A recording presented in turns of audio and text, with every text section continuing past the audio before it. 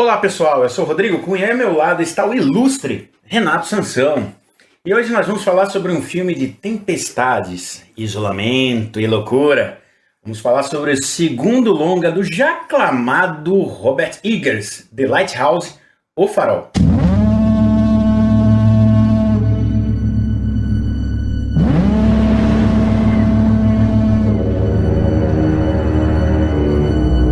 Tell me, what's a timberman want with being a wiki?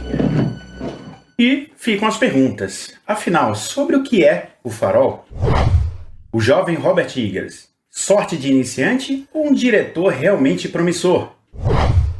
Oscar 2020. Além da indicação para o prêmio de melhor fotografia, em quais categorias O Farol merecia indicações? Essas e outras respostas você ouve aqui no novo episódio do Senta que lá vem spoiler!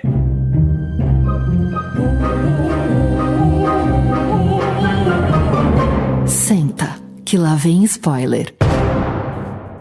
O filme basicamente ele é sobre dois faroleiros ali. Temos o William Dafoe como Wake e o Robert Pattinson como o nosso querido Winslow, que tentam manter a sanidade na manutenção de um farol numa remota e misteriosa ilha da Nova Inglaterra, ali em 1890, encarando isolamento completo durante 4 semanas. E aí fica a pergunta, né? 4 semanas? Será que é 4 semanas aquilo ali que a gente vê?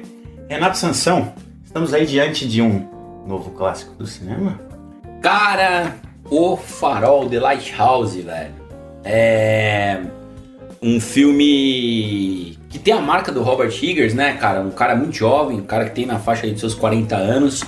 É nitidamente um fã de filmes de terror, né? E filmes de atmosfera, de thrillers, né? Você vê que ele tem muitas referências, com uma parte técnica memorável. Eu vi que você lançou ali no começo a pergunta, né? Se ele merecia outras indicações. Eu vou dar um spoiler, ele merecia inúmeras indicações.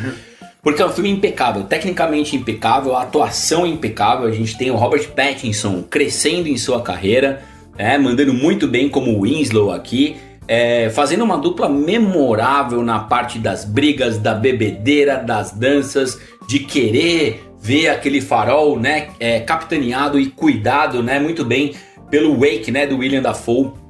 William Dafoe é um cara que dificilmente erra, né, ao longo de toda a sua carreira, uma carreira memorável que merece prêmios, indicações, homenagens, né, em diversos lugares, e que faz um papel aqui que tranquilamente poderia estar entre os 5 melhores atores do ano, né? Não foi indicado ao Oscar, mas mereceria, porque esse marujo, né, esse homem do mar que ele faz aqui, esse Proteu, né, que ele faz aqui é fantástico. As melhores falas do filme estão na boca de William Dafoe, num roteiro e numa direção, né, roteiro dos irmãos Eggers, podemos já dizer assim, e numa direção primorosa de Robert Eggers, o Cunha.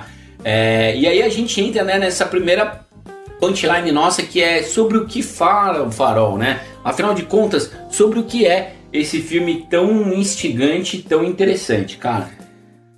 Cara, o Farol ele é sobre várias coisas. O que eu acho legal desse filme, cara, começa ali, ele fica alguns segundos, né? Quando começa a projeção, fica naquela tela escura, né?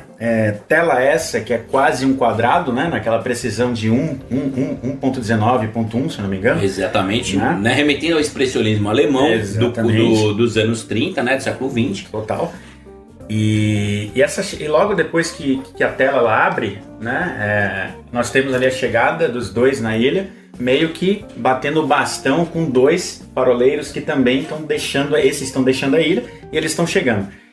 E esse momento de chegada deles, cara, eu acho que é um dos filmes que logo no início, ali em poucos segundos, ele já me colocou com tanta força para dentro dele, com aquela névoa, com aquele som do vento constante assoviando, com toda aquela tensão da trilha sonora, com todo aquele panorama daquele farol. E cara, o que incomodava demais é aquela sirene, né? Fazendo aquele barulho o tempo inteiro. Cinematografia mesmo. A cinematografia toda, né? Então, em poucos minutos ali de tela, você já tem algo ali magnífico, você já olha, opa, esse filme aqui vai para uma direção completamente diferente do que a gente estava acostumado a ver. Então a gente vê que vem uma coisa muito densa, aquela atmosfera pesada que, como você já destacou aí, o Eggers ele tem essa mão, né? O projeto anterior dele, aí da Bruxa, ele tinha também essa pegada, um filme muito pesado, né? Um filme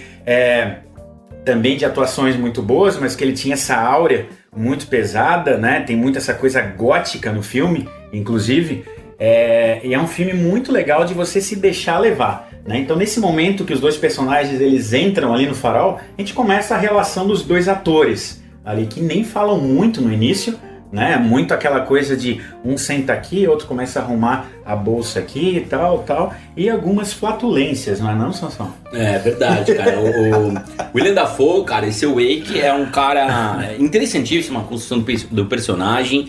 Ele precisa de alguns segundos para convencer a gente, não é mais que isso, não.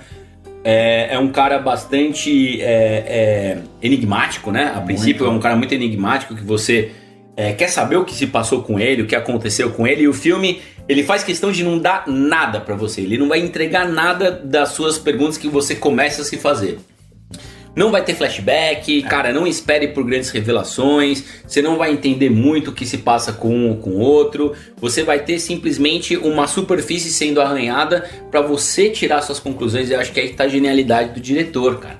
Então é muito legal esse lance dele dar um Willem Dafoe marujão, do mar, Capitão Haddock, Bronco, com aquele chapéu, né, de almirante que ele tem ali, com os módulos dele, né? Você acabou de falar da flatulência, é um cara que arrota, que peida porco mesmo, né? Que quer impor, né, a experiência, a idade dele, o tempo dele no mar ali, mediante o outro faroleiro que tá lá, interpretado pelo Pattinson. Então eu acho que o condutor do filme, né, do mistério, o guardião do mistério do filme é realmente o personagem do Willem Dafoe, Cunha.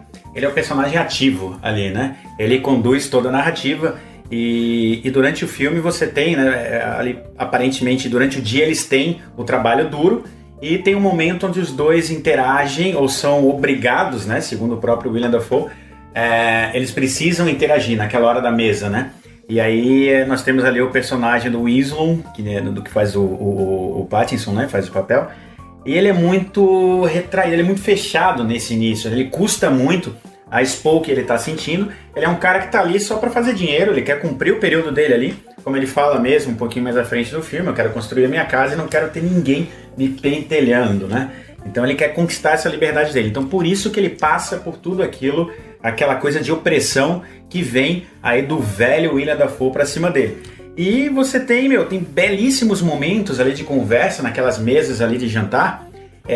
Inclusive tem uma cena muito legal que o Pattinson ele fala que ele não gosta da comida do Dafoe, né? E aí você vê a forma como ele reage a isso, né? Ele não aceita aquilo, ele explode pra cima, e é um dos melhores momentos do filme, de atuação, inclusive. E esse filme ele tem muita coisa de crenças, você não pode fazer isso, senão vai ser amaldiçoado. Tem a coisa das gaivotas, né, Sansão? Essa coisa das gaivotas aí é uma coisa muito curiosa no filme. Bem legal você falar das gaivotas, cara, porque uma das cenas mais chocantes do filme é o Pattinson, olha que nível de atuação que ele chegou, né? Contracenando com uma gaivota, né? É muito interessante como ele tá incomodado com as gaivotas. Tem um momento, inclusive, que ele vai beber água. A água tá totalmente suja, né? Quando você faz aquele movimento de puxar a água, né? Uma água que tá dentro de um poço, você precisa puxar pra ela chegar. E a água tá totalmente imunda porque tem uma gaivota morta ali dentro do poço. Ele fica puto da vida, porque é o trabalho dele manter tudo em ordem, tudo limpo, etc. E aí ele fica putaço e vai acabar cometendo, entre aspas, um crime ali, né? Porque ele é avisado pelo marinheiro mais velho, né, do Willem Dafoe, que é uma maldição você bater, torturar ou até matar uma gaivota, porque elas trazem em si a alma dos marinheiros, a alma dos homens do mar. Então se você cometesse alguma atrocidade com uma gaivota, você poderia ser amaldiçoado, né? É o que acontece aqui no filme, né? O Pattinson não liga muito pra isso, ele vai ver o que acontece, vai pagar pra ver. Ele espatifa uma gaivota ali na próxima ao poço. É interessante. E é interessante o peso dramático, né? A densidade que a gente tem ali com uma cena, talvez, não vou falar banal, porque você cometer a violência contra o animal de qualquer forma é chocante.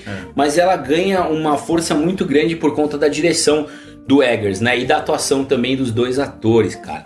E é legal você ter falado um pouco dessa parte de fantasia, de mitologia, porque é o seguinte, os caras têm eles estão confinados, né? Eles estão numa ilha gelada, uma ilha fria, uma ilha isolada, que não tem nada mais do que um farol, né? Você precisa desse farol funcionando para guiar os homens do mar, para guiar os navios, para evitar acidentes.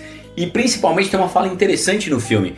Ele fala, o farol nada mais é do que uma esperança. Então o cara tá no meio de uma tempestade, no meio do mar, fudido, alagado, a porra toda. Quando ele vê um farol se mexendo, ele relaxa um pouco, ele tem uma esperança. Então tem uma força humana, tem uma luz ali na frente que não necessariamente vai guiar um caminho, mas vai falar pra ele, cara, tá tudo bem.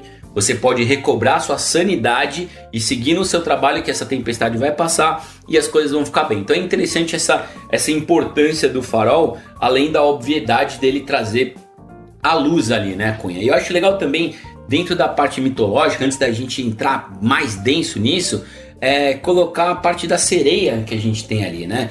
Então no mar, né, vamos dizer assim, os homens do mar que estão há muito tempo no mar sentem falta das mulheres, têm seu desejo sexual muitas vezes reprimido, então eles têm visões, né? Então é muito interessante porque o personagem do Willem Dafoe ele tem uma pequena esculturinha, isso, né? Uma pequena sereia, né? Muito bem feita, inclusive, é legal falar pequena sereia, mas ele tem uma sereiazinha ali que o Pattinson encontra. E aí ele fica tendo fantasias com aquele pequeno objeto, né, de sereia, imaginando ele com a sereia, encontrando, aliás, lindas cenas da sereia submersa ali no mar. É modelo, ela, depois, né, é uma modelo que faz a terceira, né, a terceira artista do filme é a moça que faz a sereia, excelente, né? A cara de loucura dela, né? Porque a sereia de fato começa como uma mulher, termina como uma criatura que a lá Lovecraft, né, vai abraçá-lo com seus tentáculos, enfim, e deixar a coisa quase insuportável em alguns momentos. Legal a gente falar também aqui, cara, da trilha sonora, né? A trilha sonora do filme é mega incômoda. Você que é um fã de David Lynch aí e outros expoentes aí dessa parte de terror psicológico, a trilha vai muito bem. Efeito sonoro de vento, cara, o tempo inteiro no fundo, o barulho do farol no fundo. Tudo isso vai levando, né? A gente tem muita perspectiva do mais jovem, que é o Robert Pattinson, né? Do Winslow, ele entrando nessa espiral de loucura, né? Então ele vai ser conduzido pelo marinheiro mais velho a ir ficando louco, tomando vários porres, né? Ficando loucaço, imagino que seja rum, algo do tipo, e ficando cada vez mais louco pra quê? Pra não cumprir o objetivo dele, que é ser bem avaliado, o teu trabalho e receber a grana, e outro cara me parece ser um cara sacana aí, né? Exato. Você colocou essa etapa aí da bebida, né? Onde eles se entorpecem ali, bebendo. Inclusive o personagem do Willem Dafoe, né? Ele conta a história ali de outros parceiros que ele teve ali no farol. E ele pontua muito essa questão de que, nossa, a única coisa que salva em meio à loucura é a bebida, né? A bebida salva o homem. Então você fica ali mais comunicativo e tal. Então muitas pessoas se aturam mais por conta do álcool. Né? Então é um paralelo aí, né, com vários momentos da nossa vida, mas ali é uma coisa que salva os dois, né? Se não tivesse a bebida, eu acho que eles se matariam muito antes, cara, né? Eu não consigo imaginar o que poderia acontecer com aqueles dois sem a bebida, né? Então, você falou aí da sereia, cara, eu fiquei muito chocado com um grito que essa sereia dá no cinema, sabe? Você falou da trilha sonora, que é do Mark Coven, que é o mesmo a compositor da trilha da Bruxa, inclusive. É um cara que já começa a trabalhar em parceria aí com Robert Eggers, né? Muito interessante isso. No cinema, cara, a construção de tudo isso, da trilha sonora, dos momentos de tensão, inclusive essa cena da cisterna, quando ele vai beber a água, ela tá ali envenenada, ela tá por conta da gaivota, né? Que tá ali morta.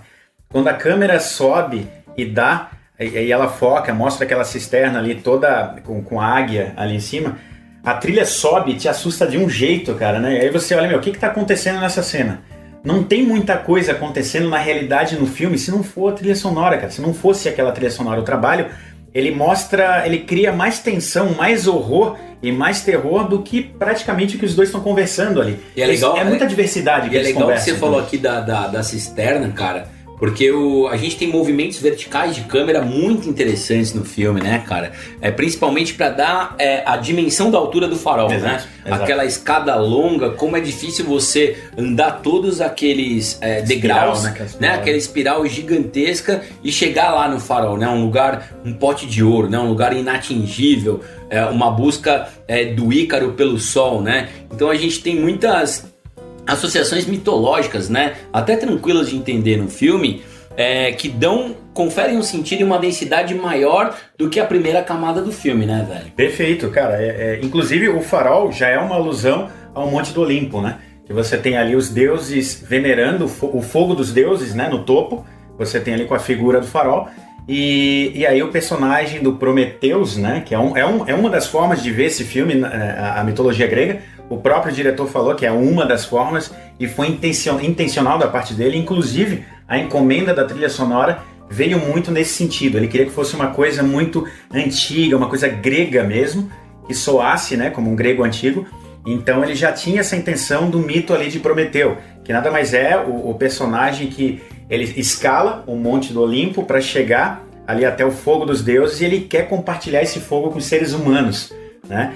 Então, e o personagem do Proteu ali, como você já antecipou, do William Dafoe, em nenhum momento ele deixa aquilo acontecer.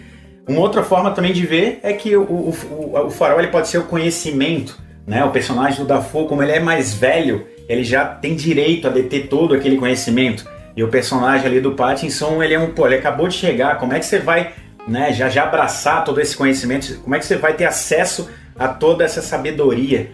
Né? Também é uma outra forma de ver. Tem várias, né, cara? Tem várias, velho. Inclusive tem uma cena lindíssima, né? O filme, de novo, né, tá indicado ao Oscar de fotografia. E vários momentos dele renderiam quadros belíssimos, né? De pinturas, eu não vou dizer renascentistas, porque a gente tá aqui no expressionismo, Exato. né? A gente tá exatamente no expressionismo alemão. Mas é muito, muito interessante, né? Na parte mitológica, como a gente tem uma cena, né? Que você vê bem ao fundo, enquadramento perfeito do Willem Dafoe olhando pro Robert Pattinson, né? O Robert Pattinson mais abaixo, o Willem Dafoe mais acima, e lançando um raio de luz para ele, como a gente tem na pintura, no caso renascentista, de Deus com Adão, né? Então Adão tá atrás do fruto proibido, tá atrás de uma coisa que ele não deve buscar, né, nesse momento, e aí ele tem a repressão do mais experiente, no caso de Deus, que seria aqui o papel do guardião do farol, William Dafoe, né? E é muito interessante como o William Dafoe se refere ao farol, né? Ele fala que o farol, no momento do filme, é como se fosse a melhor das esposas, né? Ele já teve casamento, já teve mulher que encheu o saco, que causou problema, que reclamava porque ele não voltava para casa, etc. E o farol não. O farol simplesmente tá lá esperando por ele, lhe dando prazer, lhe proporcionando poder, né? Ele anseia pelos momentos que ele sobe ao farol e fica ali olhando para aquela luz, né? Para aquela coisa transcendental, e causando cada vez mais inveja no Robert Pattinson, né? No mais jovem. Então ele fica cada vez querendo mais, chega até um momento que ele se ajoelha, né? E implora para ele poder ver, pelo menos por um momento, ter aquela sensação, né? E é curioso, porque começa a ter o tempo psicológico do filme, né? A gente tem apenas 4 semanas em tese, mas fica uma confusão, né? Afinal, quanto tempo se passou ali, né? Ao longo desse thriller, cara? Como é que ele tem todo aquele prazer ali em cima? E aí você fica imaginando, caramba, a pior coisa que poderia acontecer era o personagem do Pattinson subir no farol e o farol não ser nada, né? Ele ficou o tempo inteiro desejando aquilo e não ter essa resposta, né? Tem um ponto também, esse filme, né? Ele funciona também, por mais que seja possível, essas leituras que a gente está falando aqui e várias que existem aí pela internet, ele pode ser um filme também simplesmente sobre 2 pessoas enlouquecendo, onde um acha que o outro está tendo prazer lá em cima no farol, quando na realidade é tudo peça da cabeça dos caras, eles estão imaginando tudo aquilo, né? Pode ser simplesmente só um ensaio sobre a loucura, cara, né? Então eu acho que o trabalho do Eggers, ele é tão rico aqui, que ele permite essas leituras em várias camadas e o filme acaba funcionando de todas essas formas, né? E eu acho que uma outra coisa bacana também é a gente pensar no como é que funciona o seu psicológico no isolamento, né? Então os dois começam se odiando, né? cada um num canto, um é mais velho, outro é mais novo, um é mais experiente, outro tem que ser mais um subalterno. E com o tempo, cara, a interação deles na mesa, eles começam a beber juntos, começam a dançar juntos, cara, eles têm um momento que eles estão dançando como eles estivessem num bailinho, inclusive com a cabeça apoiada no peito do outro, que dá a sensação que eles vão se beijar, né? Eles quase, eles se ligam que eles estão fazendo uma besteira e tal, mas é interessante como essa relação, em um momento lembra um pouco pai e filho, em outros momentos lembra amigos, em outros momentos lembra grandes inimigos.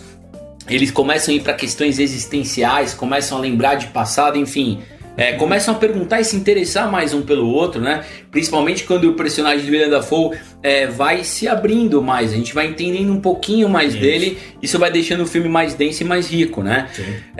Então é muito bacana como isso vai evoluindo, cara. Ao longo da história a gente vai entrando nessa atmosfera, né? A gente vai entrando cada vez mais, os movimentos de câmera, a tentativa do Winslow de fugir, de pegar o barco e fugir, de sair de lá. Você vai me abandonar, Winslow? Como assim você vai me abandonar? Então a gente fica um pouco confuso. Até que ponto aparece uma amizade verdadeira, ou ela é baseada em interesse, ou tudo isso é como se fosse um conto do Lovecraft, totalmente suspeito da realidade. Muito bem feito, cara, muito bem executado. Uma pena o Oscar não ter reconhecido em mais categorias, principalmente para esse filme não ficar na bolha, né? Para ele sair um pouco do circuitinho cult e mais gente ter acesso e interesse pelo Farol. É verdade. Um ponto que eu queria colocar aqui também, você falou do relacionamento dos dois atores, né? Que ele funciona de uma maneira muito legal durante todo o longa. O Pattinson, ele começa muito passivo, né? Ele aceitando muito ali o personagem do Dafoe, e aos poucos, cara, essa transição da passividade dele para um cara onde ele começa a manifestar a loucura, isso acontece de uma forma tão perfeita, tão fluida, que é uma construção de personagem magnífica. E aí você vê o personagem do Pattinson, cara, é um cara apto a fazer qualquer tipo de filme depois disso, né? Muita gente estava tendo medo aí, Bruce Wayne, o Batman no papel dele, muito embora, né, quem acompanha aí o circuito mais cult, né, como a gente estava conversando, ele já tem se demonstrado um cara, um baita ator. Aqui nesse filme ele deixa muito claro que ele foi dado uma liberdade para ele, e parece que... Porque, eu fico imaginando, o roteiro, ele não conseguiu escrever tudo aquilo que os dois fazem na tela. Me parece muito orgânico aquela expressão da loucura dele. Cara, e é legal a gente também lembrar, por falar em Robert Pattinson, é legal lembrar que os dois são Thomas, né? Os dois são Tom. O Pattinson, ele começa o filme falando que o nome dele é Ephraim Winslow, né? Que é o nome que ele cria pra ficar livre, ficar solto, fugir do passado dele, né? Que tem um problema grande aí. Mas na verdade o nome dele é Thomas, né? E como o personagem do Willem Dafoe também é Thomas, a gente tem dois Thomas em tela, o que pode levar a uma outra interpretação, né, cara? É cabível, né? Eu não acho que seja esse o caso, mas perfeitamente cabível, que é da gente ter um único personagem ali, né? E espelhado, né? Então, talvez o Pattinson seja o único personagem que existe, e o outro personagem do Dafoe não seja nada mais do que fruto da imaginação dele. Alter ego, talvez. Né? Um alter ego, fruto da imaginação dele, ou um alter ego do pai dele, que ele menciona no filme no começo, né? Então pode ser o fantasma do pai dele interagindo com ele naquela ilha de loucura que eles se encontram. Então também é uma forma de ver isso, né? Dele estar com ele mesmo, são os dois Thomas, e isso ser revelado.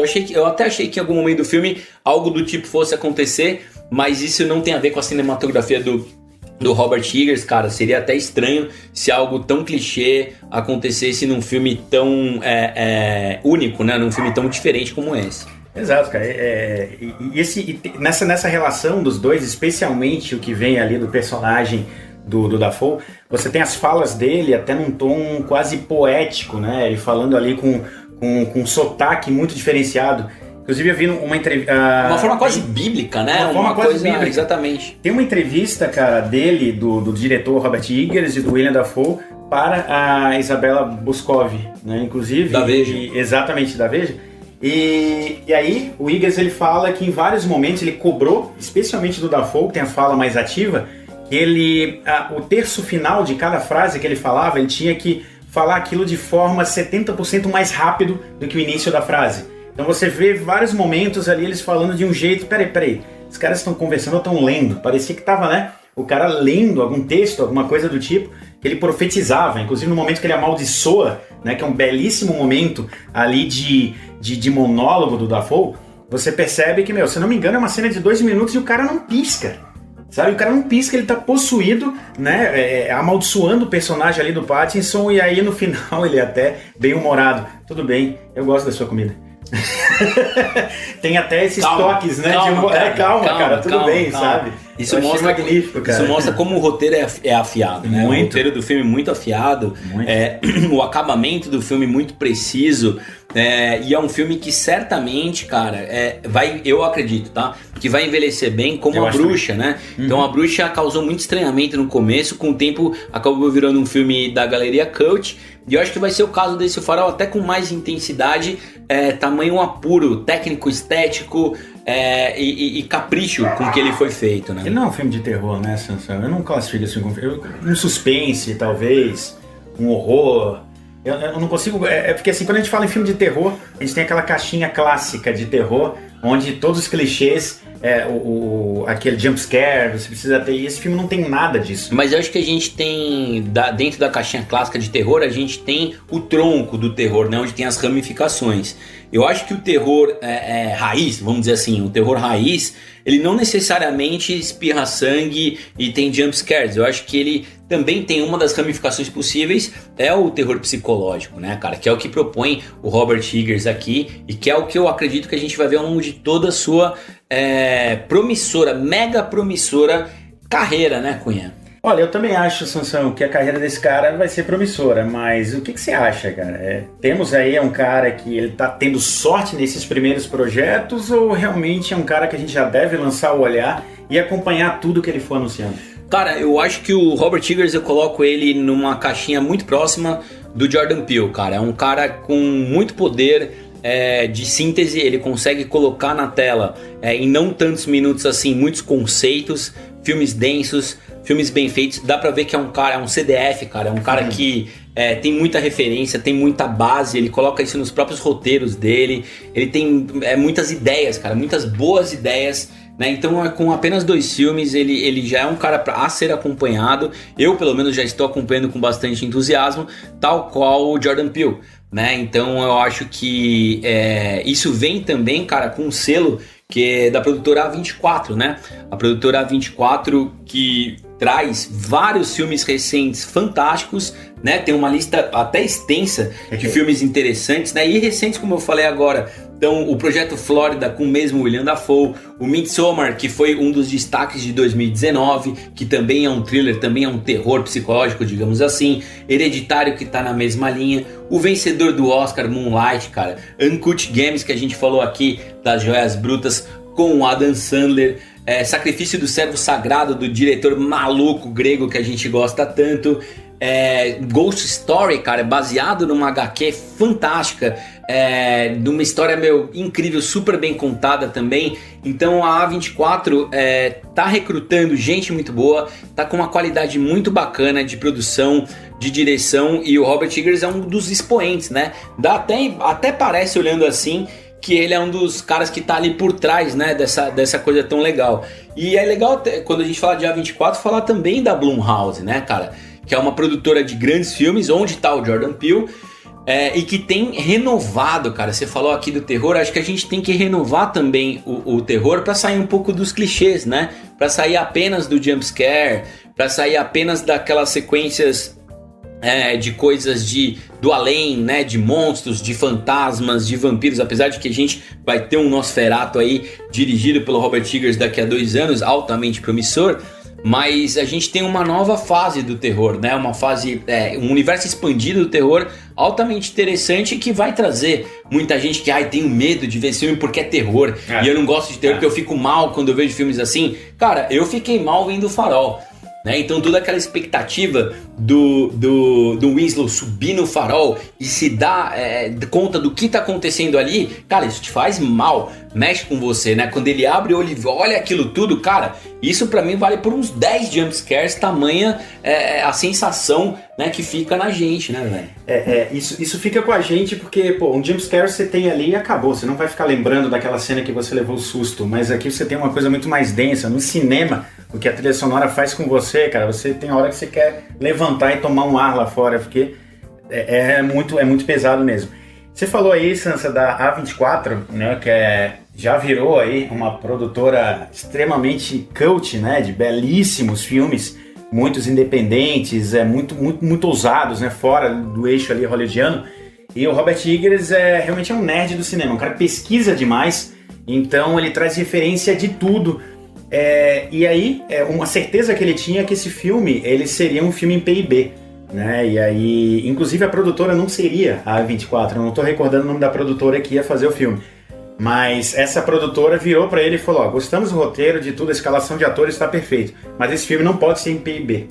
Então eu fico imaginando se esse filme fosse colorido, se o impacto teria a mesma porrada que a gente sentiu. Não tem como saber, mas cara. Imagino que seria menor. Eu imagino que seria menor também. Sim. E o próprio Robert Eggers, por esse trabalho de pesquisa dele, ele escreveu o roteiro e ele fechou esse roteiro num livro, né, que tinha um material, parece, da forma como os livros eram feitos lá no final do século XIX. E ele entregou isso para a RT Features, que é do Rodrigo Teixeira, aqui do Brasil, né? Uma grande produtora também, que fez aí o Ad Astra e o próprio A Bruxa. Ele entregou isso pro Rodrigo Teixeira e parece que o Rodrigo Teixeira só olhou assim, caramba, isso aqui é incrível, eu quero já.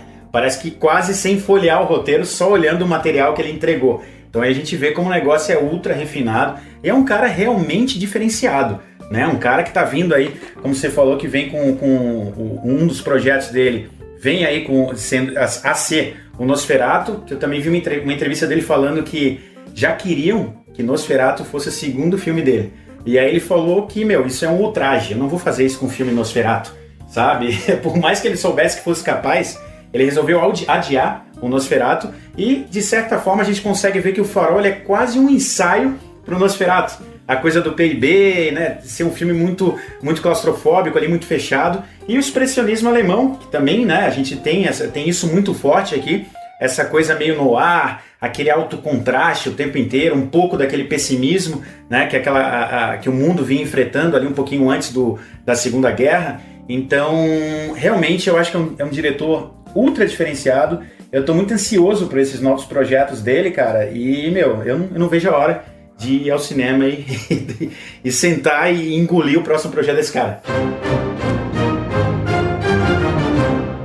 Cara, tô contigo, velho. É um tremendo filme, ele tem muitas qualidades. Robert Eggers é um cara a ser acompanhado. Aliás, os irmãos Eggers, já que o irmão é roteirista. E cabe a gente colocar aqui, né, velho? Além da fotografia, que é magistral no filme, em quais outras categorias o Farol poderia estar indicado, velho?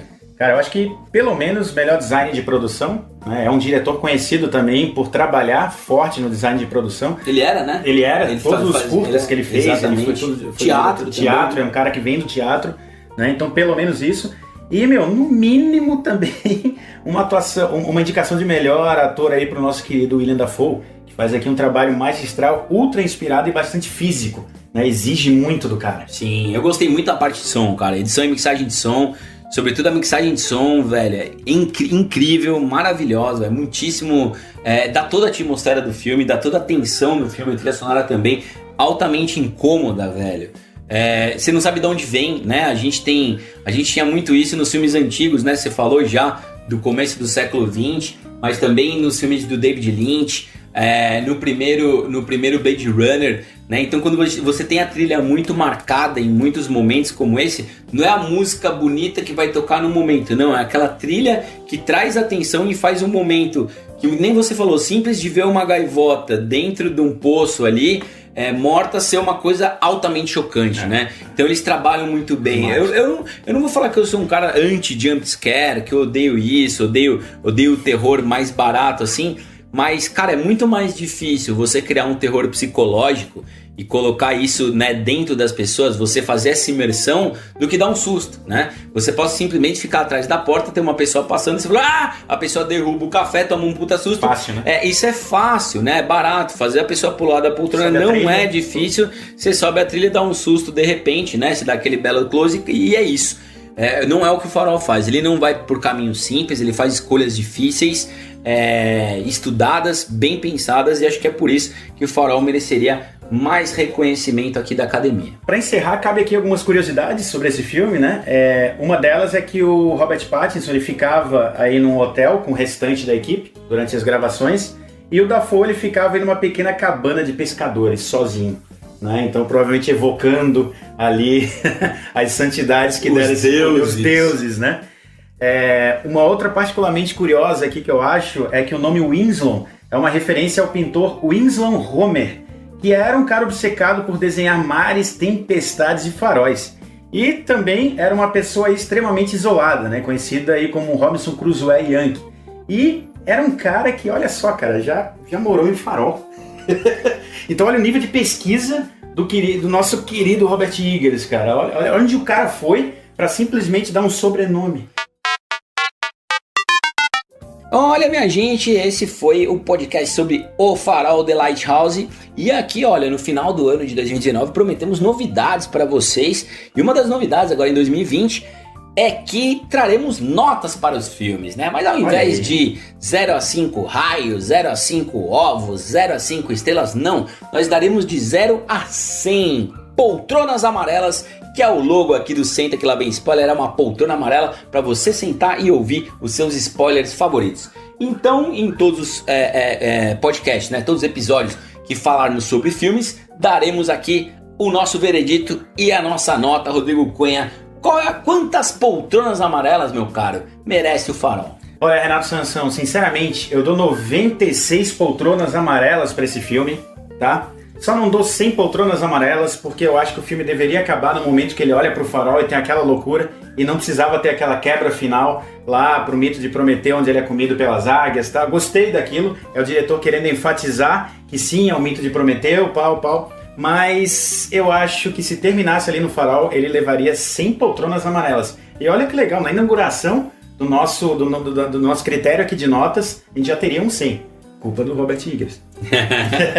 Rapaz, um baita filme, cara, me surpreendeu demais.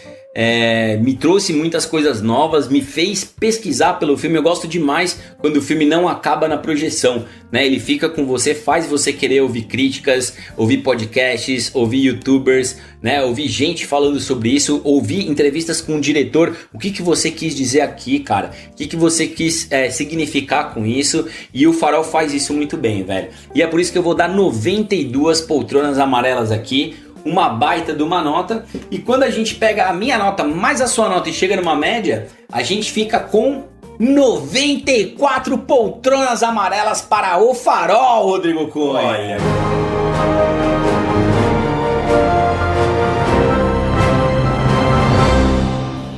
Cara, somos generosos, sim, somos generosos, mas só somos generosos com quem realmente merece. Esse é um baita do filmão, não poderia ter uma nota abaixo disso.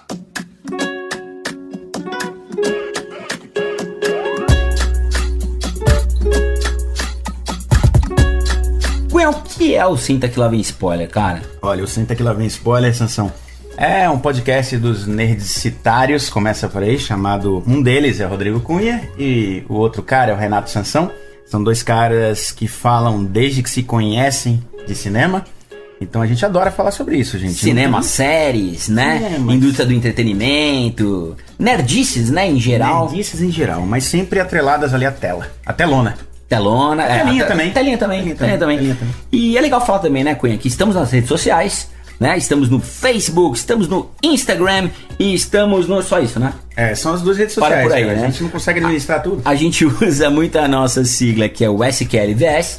Então, se você digitar tanto no Facebook quanto no Instagram na busca SQLVS de Senta Que Lá Vem Spoiler, você nos encontrará e poderá dar sugestões para próximos episódios e, né, comentários, falar se você tá gostando ou não tá gostando e, quem sabe, fazer parte da Caverna do Spoiler e participar com a gente. Então, mais uma vez, se você quer indicar aí pro seu amiguinho o podcast do Senta Que Lá Vem Spoiler é muito simples, cara. A gente tá em todas as plataformas, mas aí chegou lá no Google, Senta Que Lá Vem Spoiler. O Google vai falar pra você onde a gente tá. E não é pouco lugar, né? Spotify, Deezer. Tá lá no Google Podcasts. Google Podcasts, o iTunes também, que é o iTunes Apple também. Podcasts. E no tamo Tunin. Tunin, é verdade. Senta Que Lá Vem Spoiler jamais seria possível se não fosse a colaboração do nosso querido amigo editor, o ninja editor português, Norberto Notari, o incentivo incondicional da nossa roteirista, motorista e diretora artística Babi Gotardo.